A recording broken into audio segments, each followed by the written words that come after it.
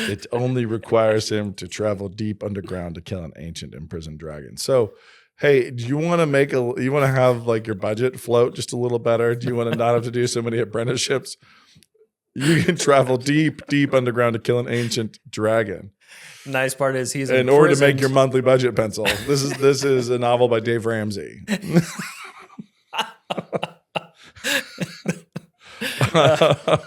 Shooting a dragon imprisoned in the ground. Met a ghost of a king on the road when I first fell. Fire burning to my knees I fell. Met a ghost of a king on the road. Sasp. To repeat ourselves, almost 200 still. Episode almost 200 still. And we're beginning with some pitches. Beautiful cold brew, some pitches. We'll see, I'm ready. I didn't even. All I brought was pitches. Pitches. Start with that middle paragraph. Dragon of the deep. Someone accused me, by the way, of only picking bad pitches from the list. I'm just working my way down this. Start with which paragraph? This one right here is the pitch. A man enters into a contract with fairies so his wife might conceive and is sent into exile. His son, who is needed to help keep the household afloat. Can I pause there real quick? Yeah. Why? A man enters into a contract with fairies so that his wife might conceive. Okay. There's one thing there that has like, okay, here's a problem. Mm-hmm. Somebody made a bad choice. Yep. But understandable. Wife can't have a baby. And is sent into exile. That part I'm like, what? Right. What? Right. By whom? What's the situation? Why is he sent into exile? Because he made a deal with fairies? I don't know. Anyway. I mean, I think you might notice that that's in the passive voice, so we don't have to explain all those questions. Yes. Love the passive. Rapunzel. Classic Rapunzel story, I guess. His son. Woman makes... Is this the son that was born of that conception? Mm-hmm. His son who was needed to help keep the household afloat. Cannot find it within him to stay faithful to any one apprenticeship, but is regularly carried off by the wind of adventure and wonder. So this is a changeling child who struggles to hold down a steady job. Doesn't sound like a changeling. Sounds like just a regular regular teenager. One day have we reached the main character yet? Yes. One day he encounters a fairy who offers treasure and bounty. Love that bounty. Enough to make all their problems disappear. Whose problems? Boy and mom? Mom, because dad has been sent into exile unexplainedly. How many problems do they have? Exile and poorness. It only requires him to travel deep underground to kill an ancient imprisoned dragon. So, hey, do you want to have like your budget float just a little better? Do you want to not have to do so many apprenticeships? You can travel deep underground to kill an ancient dragon. Nice part is he's in order to make your monthly budget pencil. This is a novel by Dave Ramsey.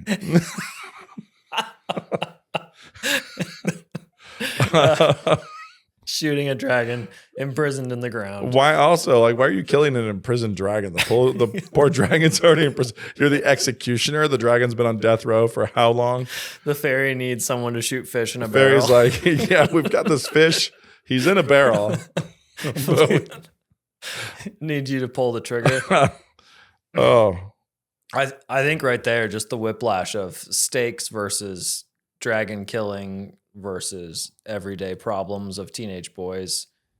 There's just not really a handle. There's more answers in the question in the paragraph below it. Do we keep going? I'm going to go with a boy, Glenn, lives with his mother, Hadith, in the small town of Pilm, which obviously anything named Pilm, you just need to move. His father was sent into exile for working with the fief, the fairy court, so that his wife might conceive. I'm assuming so that his wife might conceive. Glenn. Yes. To his mother's grief and his own consternation, Glenn finds it difficult to resist the call to adventure and the wonder of the wild, to the detriment of his duties. So we've got ADHD Glenn, and it grieves his mother, and dad is missing so that Glenn might exist. After a number of failed attempts at differing apprenticeships, Glenn the perpetual failure, is issued an invitation to the fief of Underwood Bay by Kelrick the Wise for a promising adventure, with a helpful tagline of treasure. Leaving behind a note for his mother, Glenn travels to the bay to hear their terms and strike a deal with the fairies. I'm adding with the fairy line there. In a win-win situation, for the fee, they assign him the task to kill an ancient dragon imprisoned deep in the earth. If he fails, they have lost nothing of value, only Glenn. If he succeeds, Completely valueless. then they have set themselves free from their ruling patron. How is he ruling somebody if he's imprisoned? And the dominion of the fiefdom rightfully passes to the court. Wait, what? I'm very confused. Is the dragon the king?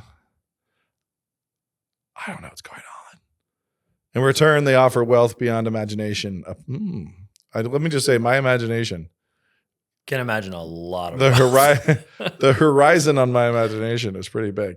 Upon receipt of convincing proofs that the dragon is dead, bring us his wallet. Kelrick is assigned to be his guide on the journey. Okay. Okay, so you've, as one who's written a lot of fairy fiction yourself. I have not. I've done no such thing. Bureaucratic fairies, nonetheless. Yes, I did do some of that. Yeah. For sure. And I still like it. Yeah. Pretty unique take on fairies. So yeah, when I was dealing with the committees and, this really intensely bureaucratic take on fairies, which I thought was fun. At least it amused me and made it fun to play with. And I used the word Farron instead of the fae or fairies in general. Then also Fitzfarron being half fairy. And had this whole kind of thing going with the seventh sons and everything else. I mean, I have no opposition to like a missing dad, a boy who has to do something. ADHD boy. Yeah, he may or may not be ADHD. But a boy who has to do something.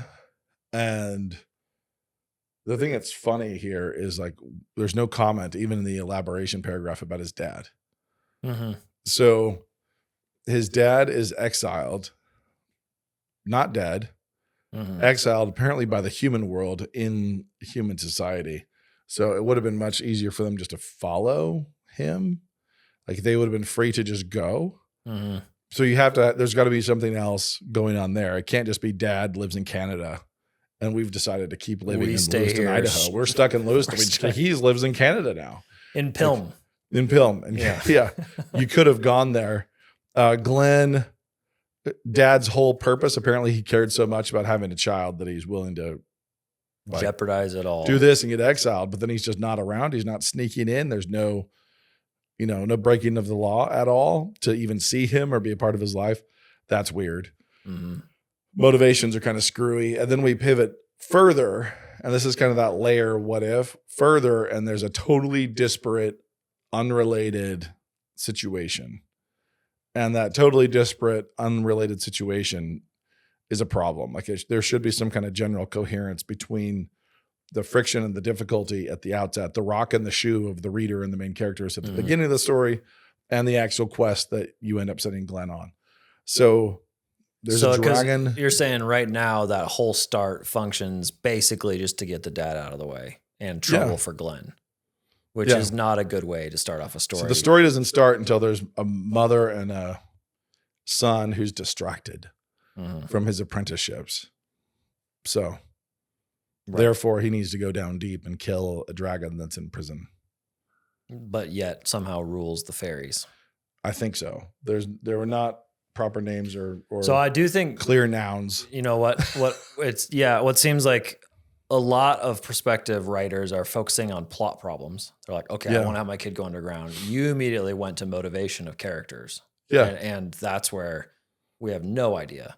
Like apparently mom wants a child. Dad thinks, I'm going to go make a deal with the fairy, but then Glenn just, again, there's no motivation for our main character besides he kind of wants wealth beyond his imagination. And then the fairies too, I think we get the slight hint of motivation there that they're somehow imprisoned, but again, why they would choose a boy versus anything else or how this would work. Boy. Why a guy named Kelrick the Wise would end up having to take them on this quest. Glenn the Distracted on a quest. Yeah. And I think you're right that the work hasn't been done on what is happening, who wants what in this story. So character pressures, so the situational character pressures at the beginning of a story matter a ton. They matter a lot. So if I'm going to use my own stories just as examples, if I start with 100 cupboards, here's a kid on a bus, and it's just kind of awkward and uncomfortable where you have a kid named Henry going to a town named Henry because his parents are missing on a bicycle trip and he has to go stay with his aunt and uncle in Kansas. And so Henry York is coming to Henry, Kansas to stay with his weird uncle, his affectionate aunt, and his crazy cousins while his parents are missing. So he's coming from boarding school to Henry, Kansas. Overprotected, oversheltered, tons of rules, kind of wild, feral cousin situation. So you take a character who has external and internal issues and you put them into a place that causes a lot of friction and pressure and immediately character interest.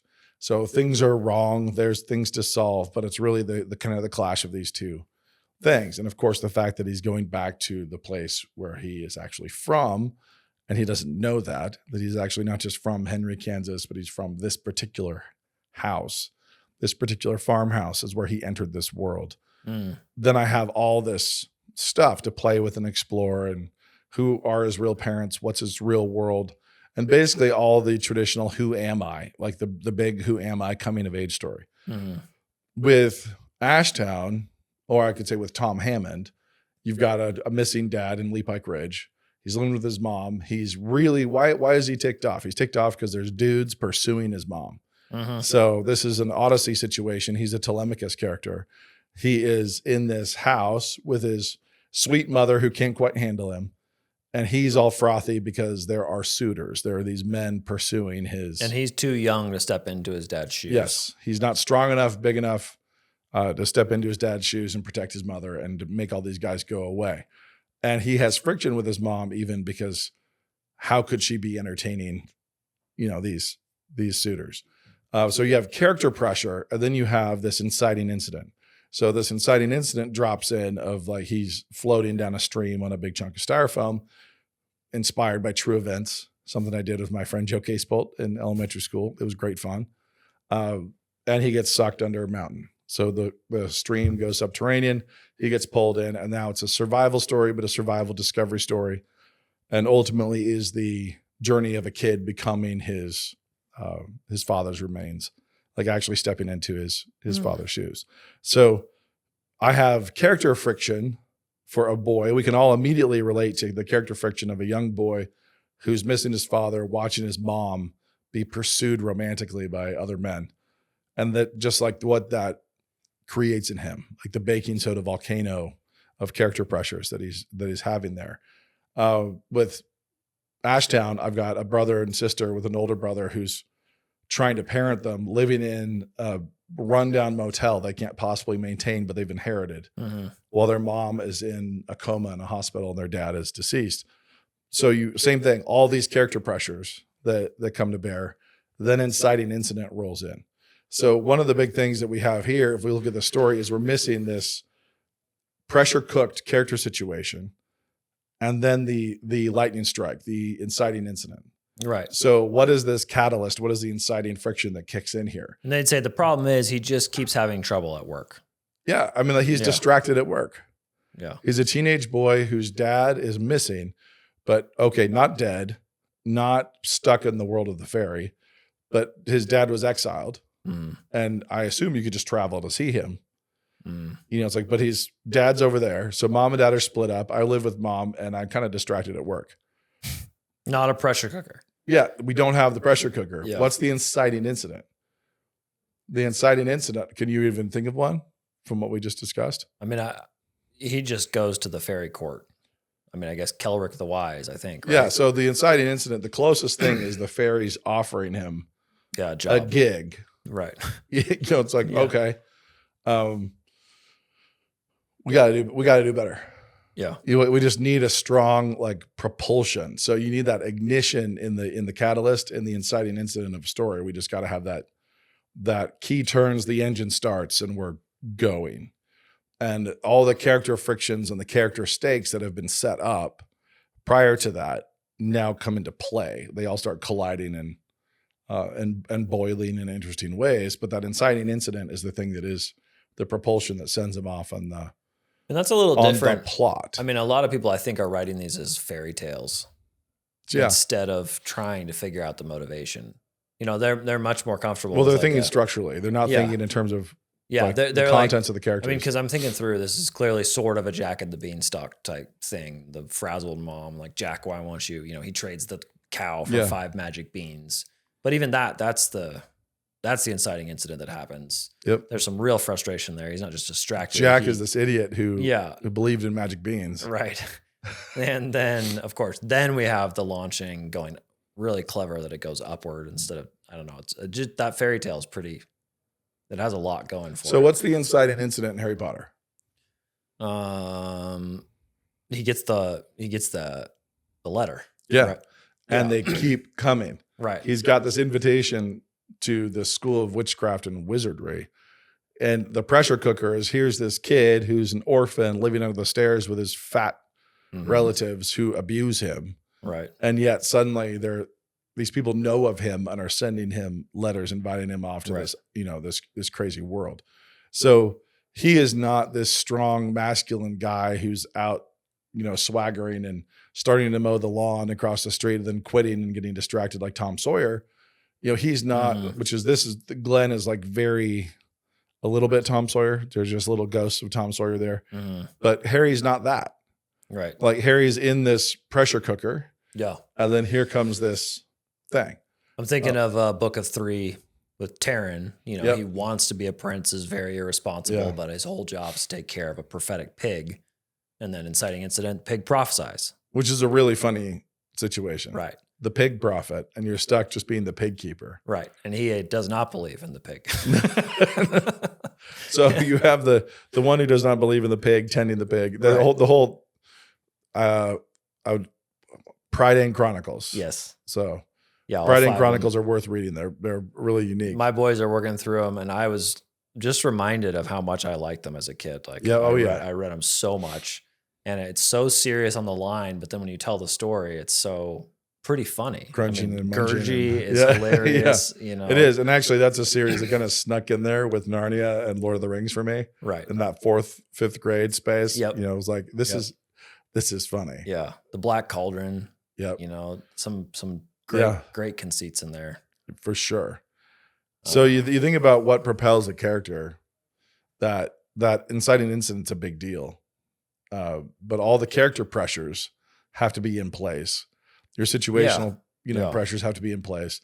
Then the inciting incident kicks. And now we're talking about plot, right? Mm-hmm. So we're talking about plot, but we have to have interesting characters, like sort of like cocked and ready to go off when that inciting incident, that catalyst comes. I think here we've talked about it as we're working through manuscripts of, do the events in the story, are they a bunch of and thens, or do they actually connect in some way? Yeah. This person is this, but this thing happens, or, those sort of, is your story interlocking in some way, or is it just kind of stacked without any connection?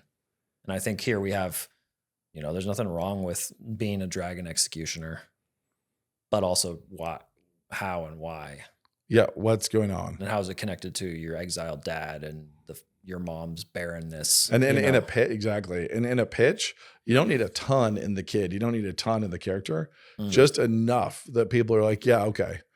There will be tension. There will be interest. There is a thing to resolve in the character, himself or herself in the story. And then there's this situation. So if I could easily imagine coming up with some complex situation in which there's a captive dragon that must be killed, captive, loosely understood, and they're not capable. The fairies are not capable of killing the dragon. It has to be a man. It has to be a human who does this. Okay, but you've got to find some mechanistic reason, like some connective reason why the crosshairs are going to land on this kid. Mm-hmm. And so if I just showed people clips of explosions, of things flying around, right? Okay, so here's a house, and now I'm going to blow it up. There it goes. It's like, that's not that interesting. Right. You can catch interest for a minute, but if I show you a really complex Rube Goldberg machine or some OK Go music video where Sure. this hits that, which hits this, which hits that, which propels this row of dominoes to come around and teeter this over, and everything starts to come together. It's the difference between a symphony and just noise. So something that's orchestrated and scripted that feels natural and it feels like a natural progression, but it's actually artistry.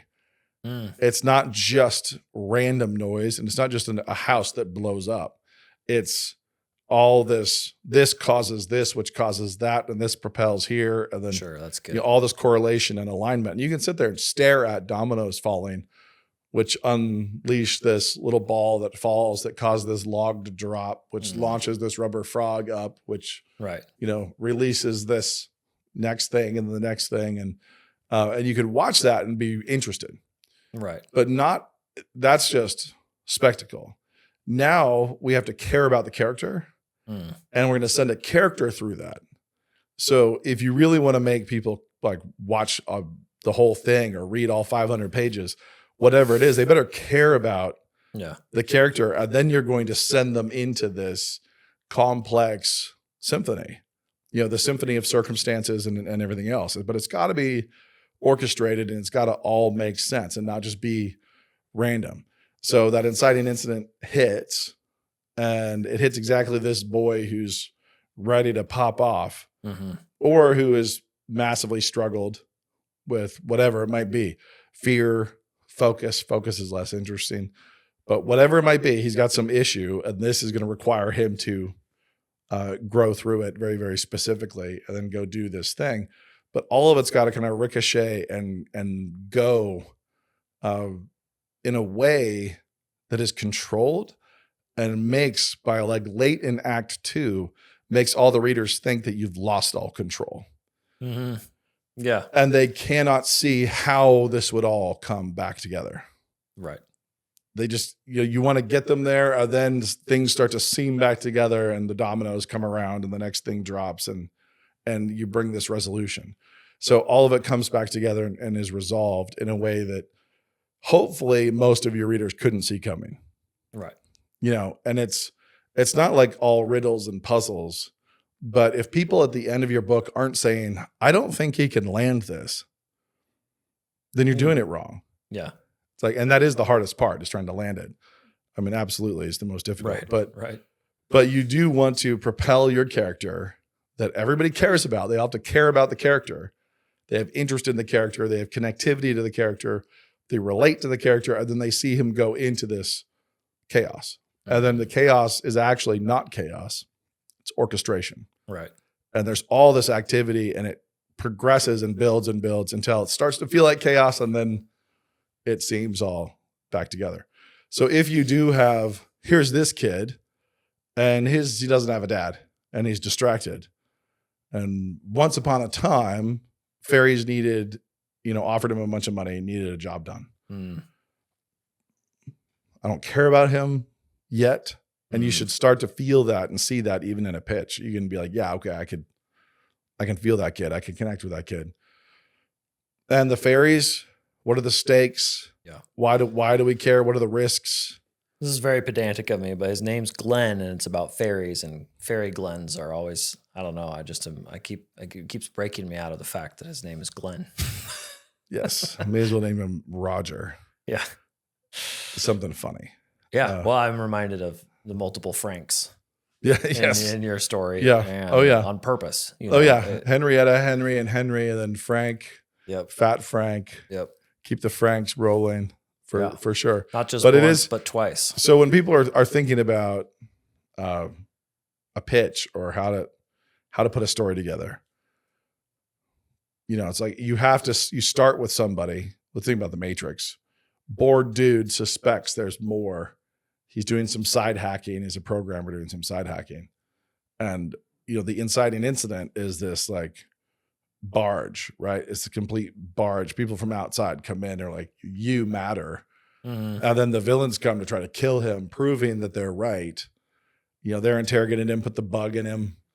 It's like you have this pressure, two different factions fighting over this guy who's boring. Mm-hmm. And he's been trying to find some way to like not be numb. Mm-hmm. And so he's going into kind of like this weird place to try to not be numb. And then they both grab and pull. The Hunger Games is a fantastic example of how to propel people into a story. Mm-hmm. So tributes are going to be sent off to this death match. Mm-hmm. You know, they're going to be selected and sent off to this death match. And Katniss is standing here and her sister is chosen. She jumps in. We care about her. We sympathize with her. And now she's sent off to a death match. Mm-hmm. You know, it's like, okay, this is all, you know, it's all going, you know, it's all propelling. And you can understand, you understand why people picked the book up and then just couldn't put it down. They started rolling right through it. Yeah. The stakes are clear. They're intensely personal. You've connected with the character.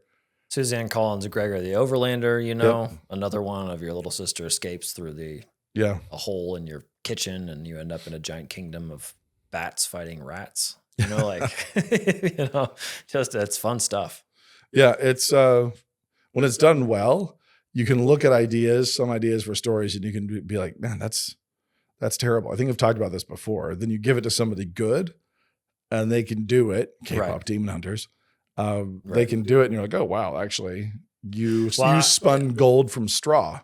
Right. And there's a lot at the idea level. There's a whole lot of straw and somebody who's really good could still come spin some gold from it. And I do think that's somewhat occasionally frustrating for people who send pitches into publishers. You know, they're like, I have this book idea. And they're like, well, we don't trust you or have any reason to know that you could deliver on this. And so the idea is just not very interesting.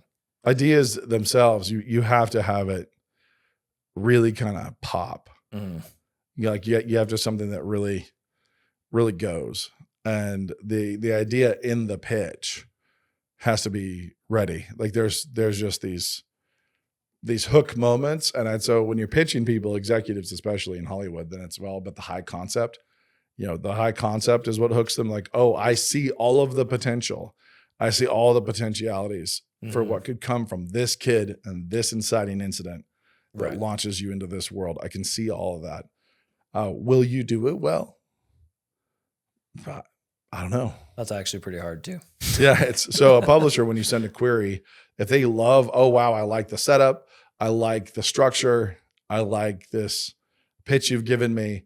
Send me samples. I'd love to read the first 3 chapters. They want the next thing. They're going to ease themselves deeper into the water. Send me a writing sample and, you know, send me chapter 1. And then from there, I'd love to see the whole manuscript, but it's by degrees of how much time am I willing to waste trusting you? And so that first pitch is, am I interested in reading the first couple chapters? And if they read the first couple chapters and really page 1 better sell page 2 and, you know, and so on. And then once you've read those, you're like, oh, these are pretty good. I wonder if they can land the story. Can you really build this and make it pay off and land the concept? Can you deliver on the promise of the premise? Is the big question there. And that's something right there. That phrase is something that's incredibly important for these pitches. The premise should have a promise. Like, what is the promise of the premise? Yeah. So. Yeah.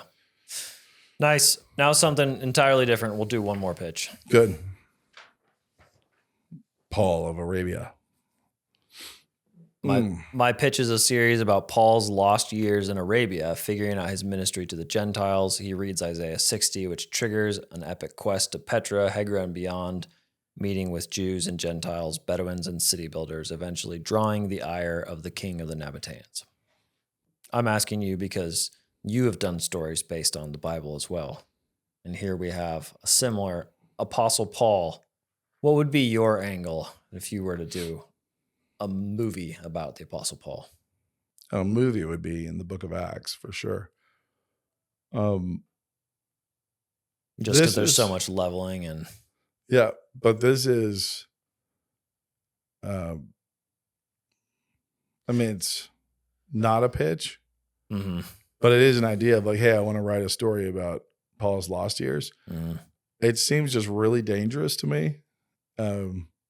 Like all you're going to be trying to do is write a fake Bible. I'm going to write a new book of the Bible. I'm going to write this missing thing. What's the letter that we have referred to that's missing from Scripture? We know Paul wrote letters that we don't have. Right. So if you said, my pitch is I'm going to write the missing letter of Paul, I'd be like, maybe don't. But why? Yeah, maybe don't do that. Right. I feel the same way here. Mm. Like the character of Paul in a new situation. Yeah, you could have him say true things, but you're going to just be really tempted to write like elaboration on the Bible, which is weird, especially when you're fictionalizing it. The other thing that's weird here is the nature of connecting people to a story is that you want them to connect to physical sensation and location. So if your main character is Paul, you want them to connect to him physically and sense what he senses and feel what he feels. And getting inside of his head is also dangerous because you're going to have to elaborate on Paul's personal temptations. Like you're going to have to be exploring his weaknesses and his failures and how he rises to meet the challenge and what he's. And no matter how honest you are, you're still going to be way off the reservation as far as. And just disrespectful. Yeah. Just like what gives you the right to do that. Mm. So. Now, couldn't someone push back and be like, yeah, but what gives you the right to try to get into David's head? Oh yeah. It's legit. It's a legit question. Yeah. And it's something you need to stay close to the shore on. You need to actually make sure that you can like point to his Psalms and point to things that he said. You're saying, I'm actually not making stuff up. I'm actually just trying to pull together these ingredients that are already here in the story and make you see them. So I'm trying to make you see stuff. So this one, the fact that it's lost years is what gives you the most. Yeah, it's because it's like from nothing. I'm gonna do this. Because if it was Acts, we already know the structure of it. We can see some of the dynamics behind what the church was going through. We have multiple perspectives. I want to write a movie about Paul's time in Ephesus. I'm going to write a movie about, that starts with the shipwreck or whatever. And I'm going to do this part of Paul's journeys. If you're telling the story and you're taking things that are there and you're saying, I want to pull these things forward and make you see them, I think that you're just missing them. And I'm working on some other Bible story stuff right now, but once you try to make something cohere in time, in space-time, like a story, you discover that there's all these things you've been reading right over the top of that you did not ever fully explore the logic of. So you just kind of miss things. Right. And you read it 100 times and you never made it make sense on the page or on the screen. And so you never fully explored the consequences of it. Yeah. David was like that. So, pulling out these details. And when David says, "In sin, my mother conceived me," a lot of people are like, well, that doesn't mean that she was in sin. That doesn't mean that she was in sin in the act. It means he's talking about total depravity. He is a good little Calvinist. That's what he means. And it's like, okay, maybe that's what he means. It could be the Holy Spirit.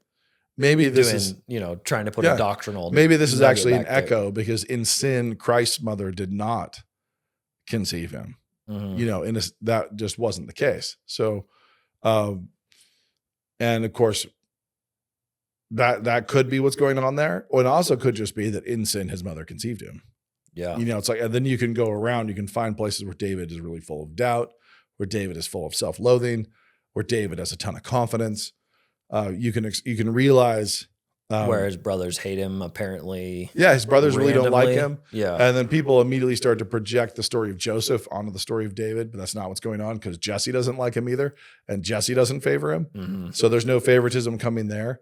David is weirdly, he's good enough at music that across a world without social media and without anything else, his name is the one that comes to Saul's court. When they need a musician, people are like, oh, there's this kid from Bethlehem who can play. He can flat out play. That's wild. Yeah. And nobody puts that together. Because that would be like 8 miles away, I guess. From Jerusalem. Yeah, well, just in terms of like the nature of travel and the nature of like local culture and things like that. At the king's court, are there no musicians? Is there nobody else around? Right. Like and there's all these tribes. Bethlehem and Gibeah are arch rivals. Like, so Saul's tribe and Saul's city is in an absolute arch rival relationship with Bethlehem and David's tribe and his little village. So that we see that at the end of the book of Judges. We know that to be the case. And it's a bloody, messy, dark, grim rivalry too. So for them to say, oh, wait, actually over there in Bethlehem, there's this one shepherd kid that can play. Who can play.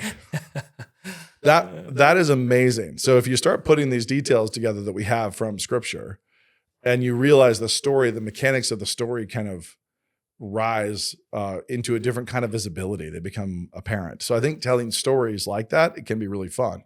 So the Acts of the Apostles, the book of Acts would be amazing.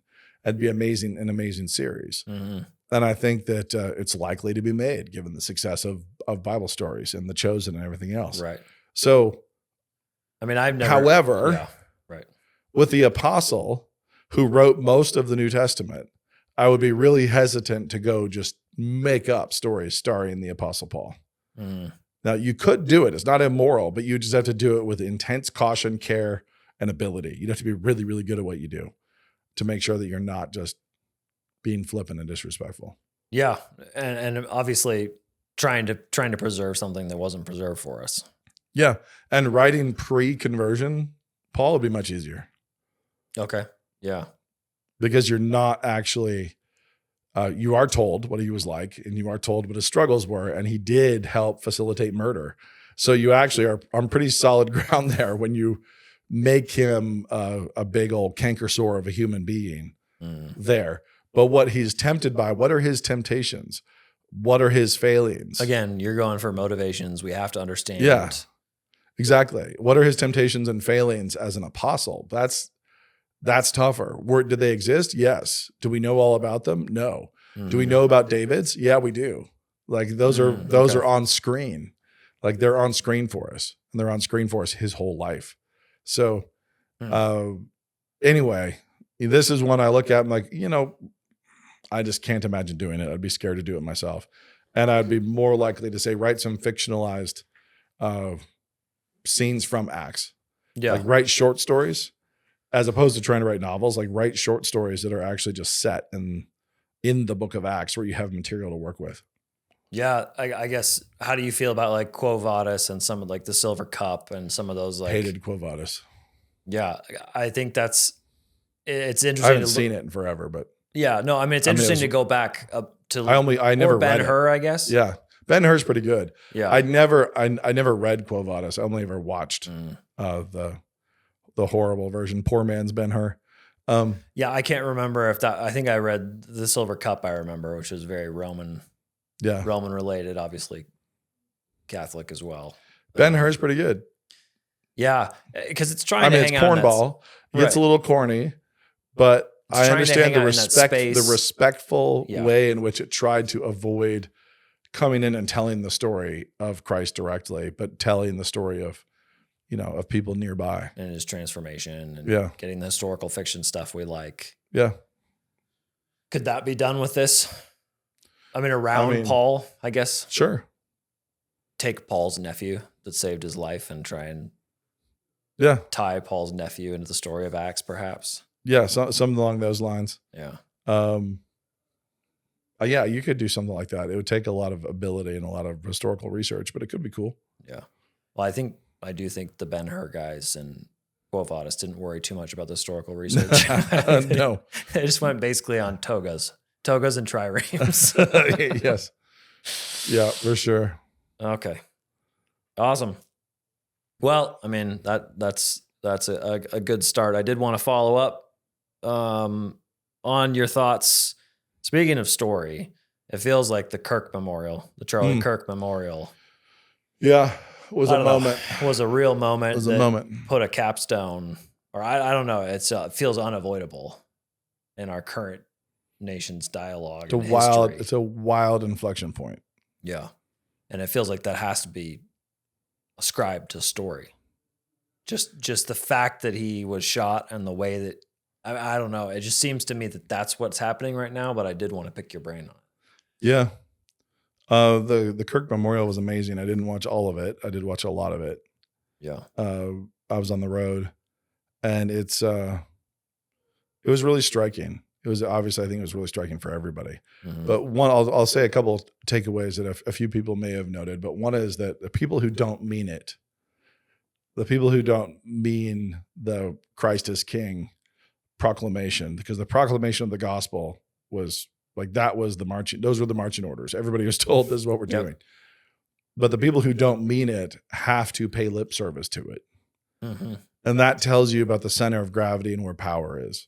Mhm. So yeah, some people mean it, some people don't mean it. And the people who don't mean it are there as pragmatists trying to ride a wave.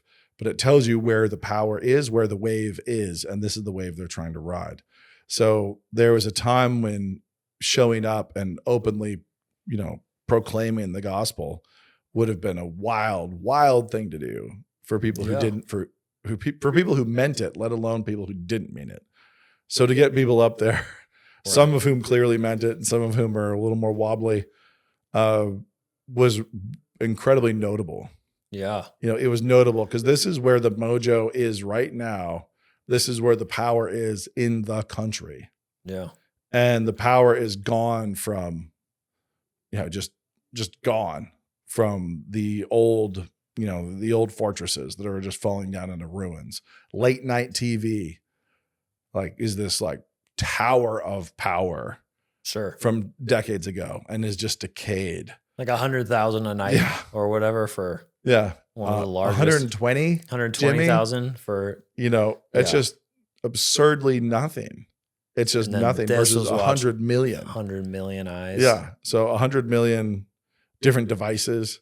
Right. I think what it was, they said 277,000 devices around the actual event, the memorial, which is reported as 90,000 or 100,000, inside the stadium. But Turning Point has said, actually, we have 277,000 devices here. As growing up, that's incredible. And it's okay, this is a huge inflection point, but guess what has to happen next? That's the thing that happens next. If people are real about this and people are converting and people are recommitting themselves to Christ, and this is real. But what it means is they have to stop sinning. They actually have to repent. You can't have Don Jr. up there. Yeah. Dude's a skis. Mhm. And yeah, he was a friend of Charlie's, and Charlie was really good he had a lot of friendships, a lot of places. That relationship was real. And Charlie could judge people and disagree with people about their life choices.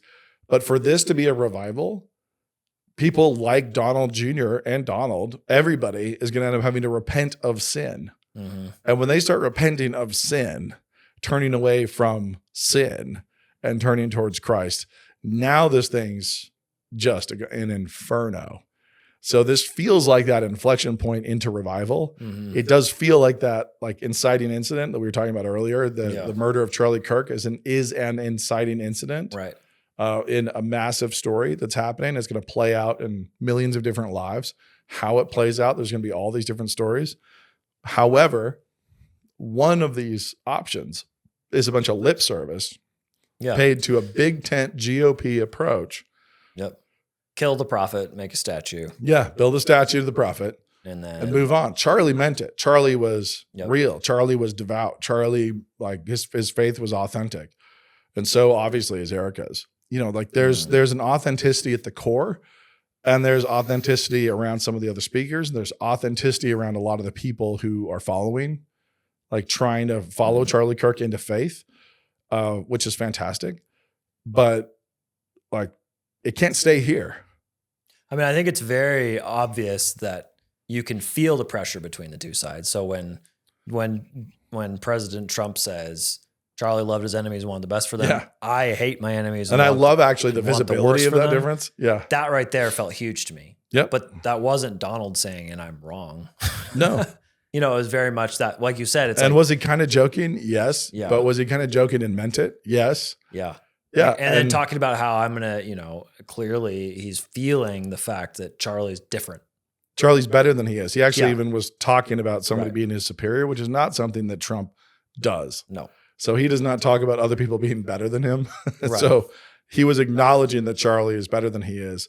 And there is, I think I said this before, but this collision between the godless right and the Christian right. I'm really grateful for that collision and that the Christian right has won. The Christian right now holds the center, is the brand. Yep. Christianity is the brand. Christian nationalism is the brand. Yep. It's at the center. And so people are going to lie and counterfeit it, and they're going to be here because they agree on economics, but they disagree about everything else. There's still going to be this big tent, right? And a lot of variation inside of it. Yep. However, from here, it needs to move into actual faithfulness and actual repentance. And that will happen. And that will happen for a ton of people. And it also will not happen for a ton of people. And that fork in the road will create two new armies, two new rivals that will be battling it out later. The people who want to keep all the fruit of the gospel, the fruit of Christianity, the economics of Christianity, everything else. Without having to die. Without having to stop the porn habit, to stop philandering, to stop drinking, doing coke. They don't want to stop doing that without having to stop being an active homosexual, without wanting to stop being somebody who is actually on the other team. Yep. But they want to embrace all the fruit of this.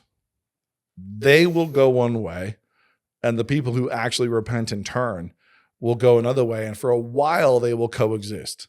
And it will be like Russia and the other allies in World War II, where it's like we are all fighting Nazis because the progressivism is just truly evil, and we have to pursue, make it go away. We have to get rid of it. A lot of practical good. Yeah.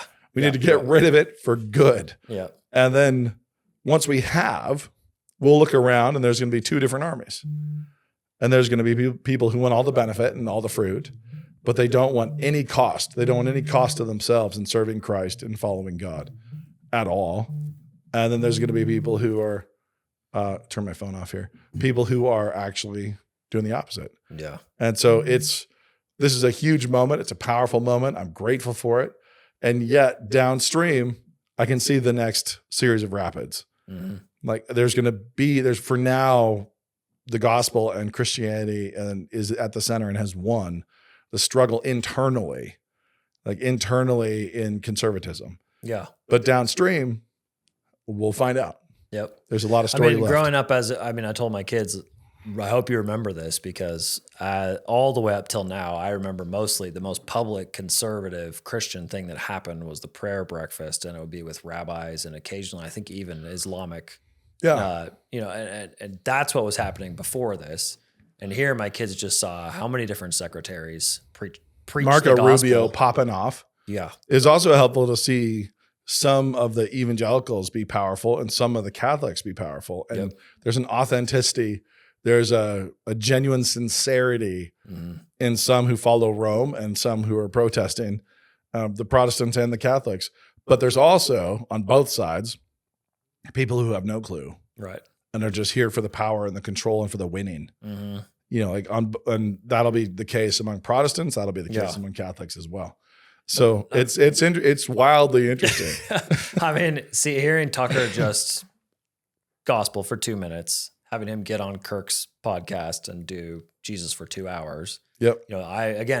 Feels like inflection points of where are these people? Where do they go? Where do they see the leadership of the future of our country? And can they keep their kids? And I think that's the thing that was so powerful about Charlie Kirk is that he did inflect like the young people. And so evangelicals and conservatives had failed to raise their children.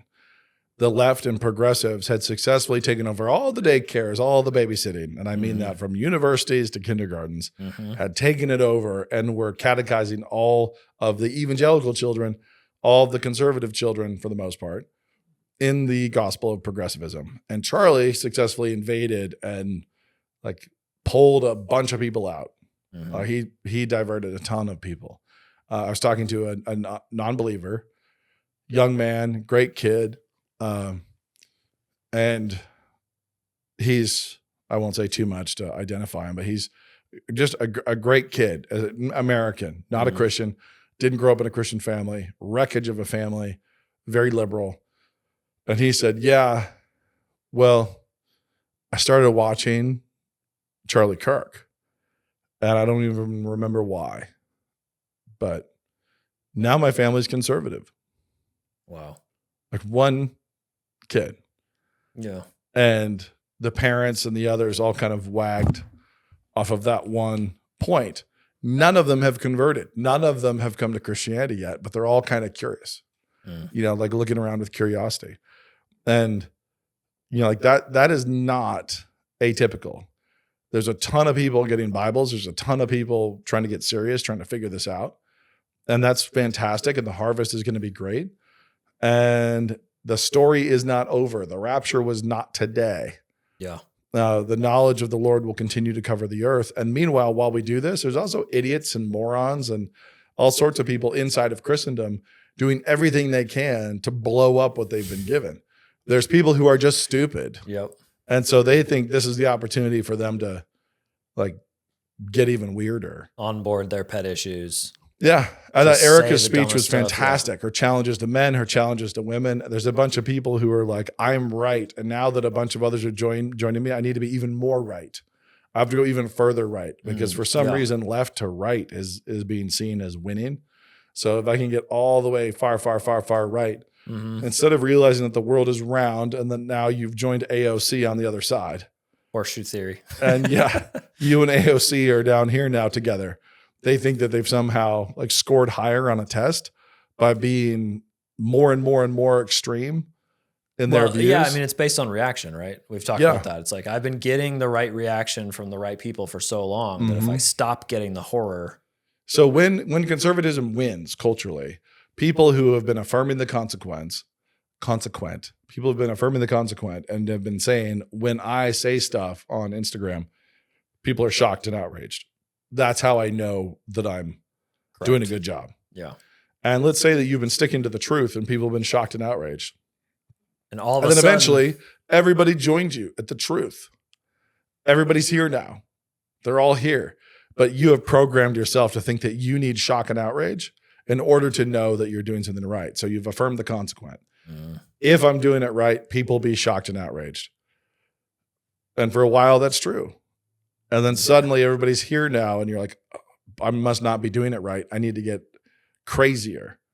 I need to go further out so that I can get shock and outrage. I get clicks and shares and reactions and interaction.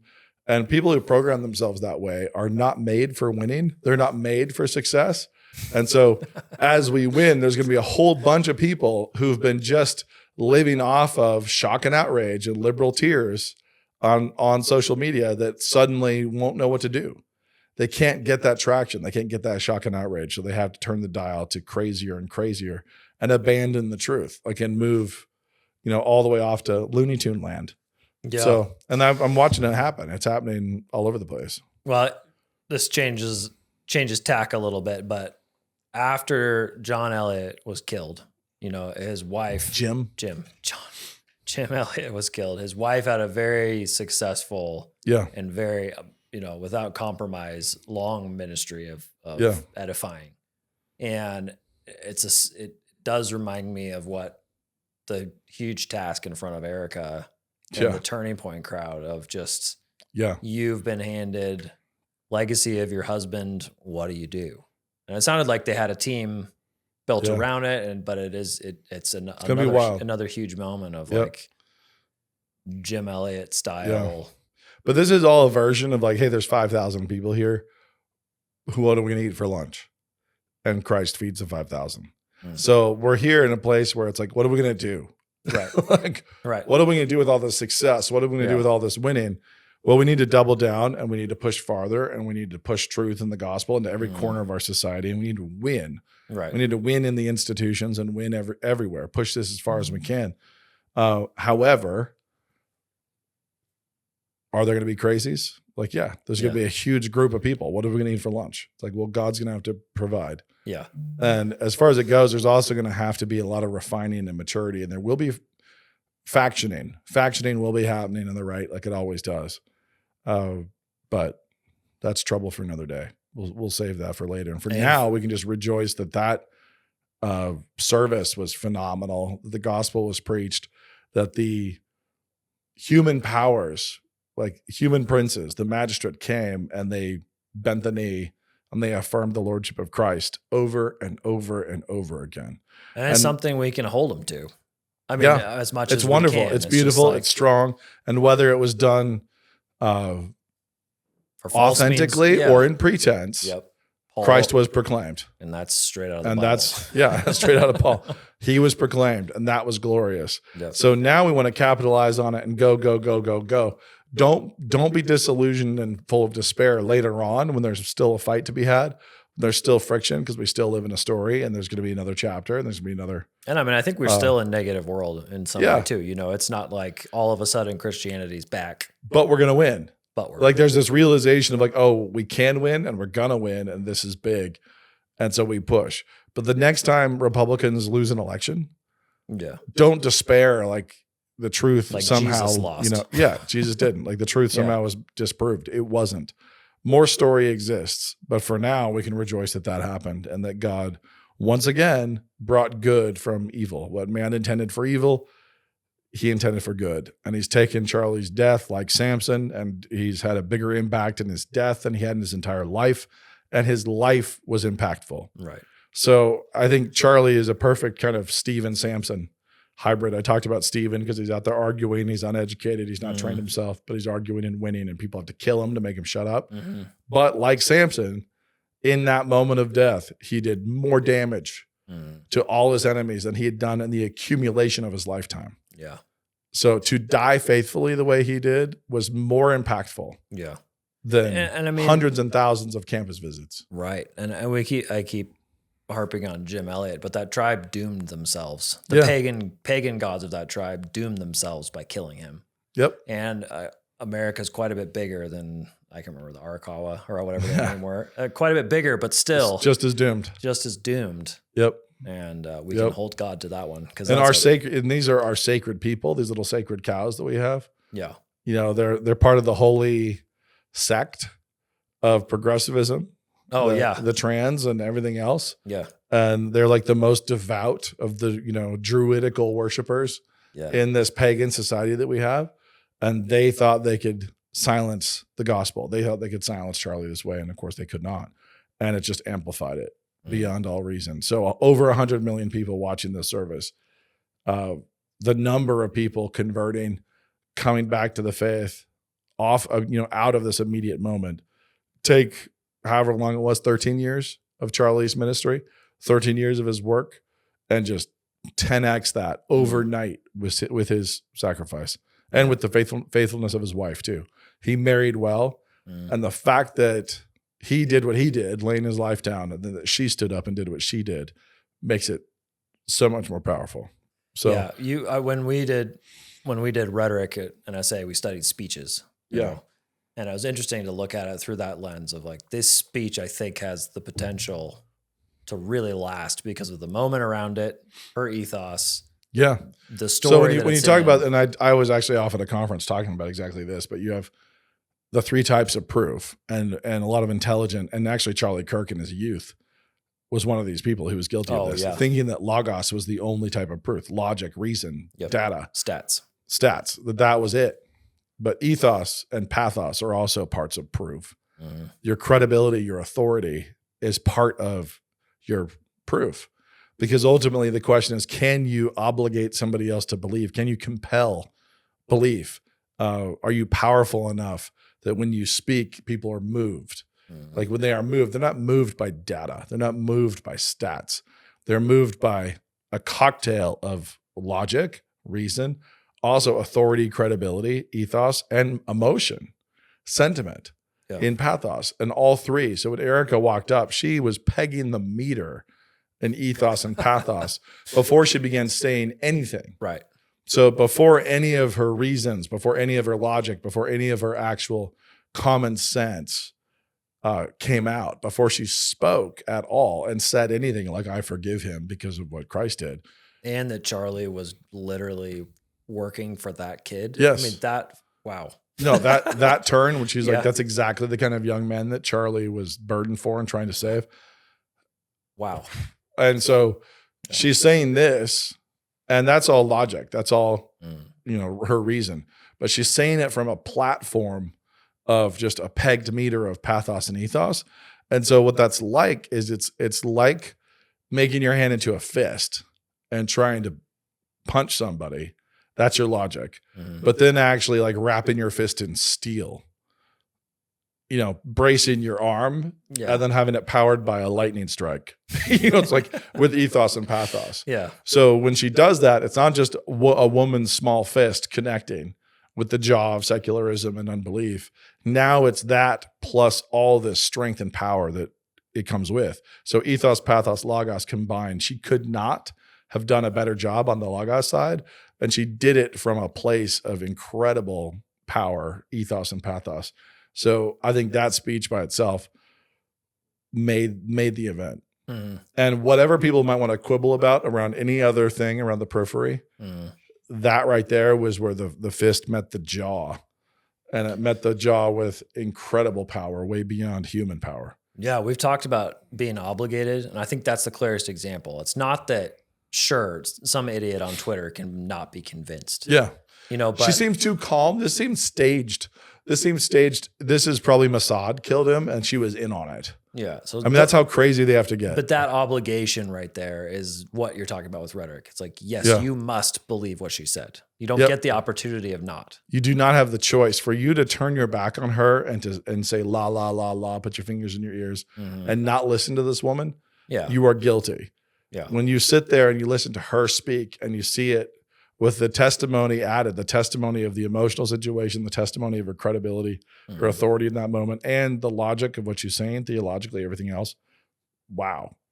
Yeah. It's one big thing. So I'd tell people not to quibble, just enjoy it. Like this is glorious. Praise God for it. And it's a powerful, powerful moment and it will bear incredible fruit. And because we live in a story, the tension's not over. Yeah. There's going to be more factions and fighting, and don't be disillusioned or despair when things don't always go perfectly.